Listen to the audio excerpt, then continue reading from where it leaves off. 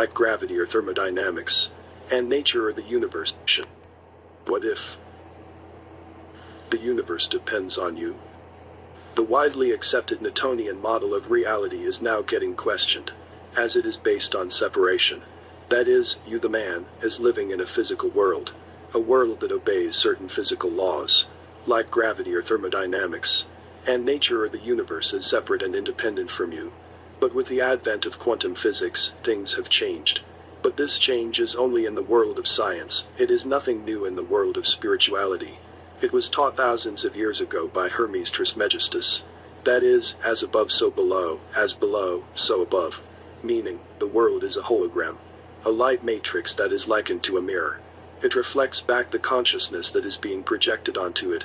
Essentially, quantum physics is coming to the same conclusion. That is, this reality that we live in might not be independent at all, as it moves that is being projected. It was taught thousands of years ago by Hermes Trismegistus. That is, as above so below, so above. Meaning, the world is a hologram, a light matrix that is likened to a mirror. It reflects back the consciousness that is being projected onto it. Essentially, quantum physics is coming to the same conclusion. That is, this reality that we live in might not be independent at all, as it might be getting shaped by the observers or the consciousness of man. You might be causing reality to appear a certain way. As in quantum physics, the idea of multiverse and infinite timelines is being explored now. Neville Goddard discussed it in his book, Thinking Fourth Dimensionally. That is, he theorized that the fourth dimension from which our three-dimensional world is being translated contains all the possibilities of your life that could possibly happen. Infinite world lines. Now in quantum physics, as Dr. Joe Dispenza suggests, there is an infinite field of possibility, containing all the outcomes that you could possibly experience in your life. This infinite field of possibility or quantum field can loosely be considered the all that the book The Kabbalion talks about, from the teaching of Hermes Trismegistus, thousands of years ago. To put it simply, if there is a field of infinite possibility, and it contains all the possible outcomes of your life already, what determines which timeline you are experiencing now? Time is a 3D thing only. It is just a concept that is helpful in linear life that we live in this three-dimensional reality. Thus, time doesn't exist. So, in the higher dimension, all that you could be, already is a fact. But you are here, living this limited life, in this particular timeline. What is determining this particular timeline for you from the infinite possibilities in the fourth dimension? This is where the Newtonian model is slowly crumbling, and we are slowly moving from separation to unity consciousness. That is, the quantum field responds to the consciousness that is interacting with it via thoughts, feelings, and its state of being. This field is materializing that outcome or timeline for you, that you have accepted for yourself via your state of being, thoughts and feelings. What you believe yourself to be, the mirror reflects back at you. If you do not smile in the mirror, you will not be shown a happy face. The mirror depends on you for its reflections. If you smile, it reflects a smile. The all, God, source, the quantum field, is mirroring your inner world. As the all, intended creation to experience infinite existences. Unique experiences, all the way to infinity. You see, the all will not meddle with your freedom of choice, as that spoils the fun. As it wants to experience unique adventures in life. Thus, in a way, it depends on you, the consciousness living a unique life, to continue the expansion of the all. Your freedom of choice is available to you at any given moment. You can right now, smile into the mirror of infinity. And with some delay but invariably, it will smile back at you. The delay is only in the three-dimensional world.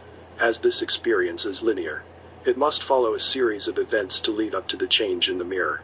But invariably, it must reflect what the individual is projecting to it, as it is being translated from the fourth dimension where it is already a fact that Neville talks about. Thus, if you persist in your assumption of who you want to be, it must obey. The mirror has no will of its own. If it did, there would be no authentic experience of the all. The all intends to experience what it is like to be you, in this now. And it cannot have this experience, if it forces its will upon you. You see, the infinite has made itself limited, to have a genuine adventure of being you. It depends upon you, in this now, as its focus point, to choose its experience. Essentially, you and the all are one. But here in this world, there is this veil of amnesia upon us all, to simulate a genuine experience. It is like you have voluntarily allowed yourself to be brainwashed, to play a virtual reality game, to absolutely have the most authentic experience. So, when you get hit in the game, you actually feel it, as if you think it is real. But if you knew it was a game, you wouldn't be that scared for your life.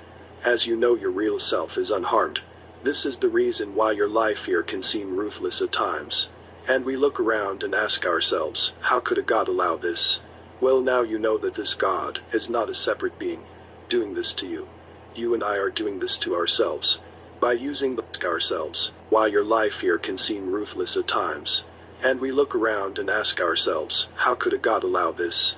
Well, now you know that this God is not a separate being doing this to you. You and I are doing this to ourselves. By using the law of being in an unpreferable way. You act crazy in front of the mirror, and it will show you an insane person. It cannot show you a successful and happy person. A few years ago, all I wanted was freedom. As I was feeling very stuck in my life. And the world proved me right. Then I stumbled upon the works of Neville Goddard. At that point in my life, I couldn't wrap my head around the notion that an all-loving God is putting me through all this pain. Either I am doing something wrong, or what I have been told about God is false. You see, God didn't reveal Neville's teachings to me out of his kindness, as the past me would assume. As I was told that God is a separate being and it has a will, and it decides who to save and who to not save. I presented to the mirror a question. The mirror responded with Neville. Then I proceeded to present to the mirror the consciousness of freedom. It responded back. Mind you, my environment that I felt stuck in didn't change. What changed was my inner world. I just felt amazing. I lived in a condo with a free gym, but I didn't go there for over a year. Why? Because I felt stuck in my mind. There were so many cool things around me for free that I didn't do, because I was a man living in the consciousness of a man who is stuck in life. Thus, I couldn't see all the awesomeness around me. And then what felt like an instant change in me, I began to notice all the freedom around me.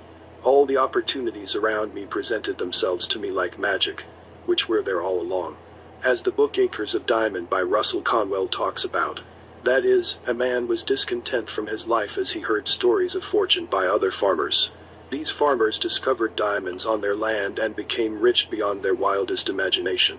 He sold his acres of property to someone and went to search for diamonds, not knowing that his own property had acres of diamonds lying around.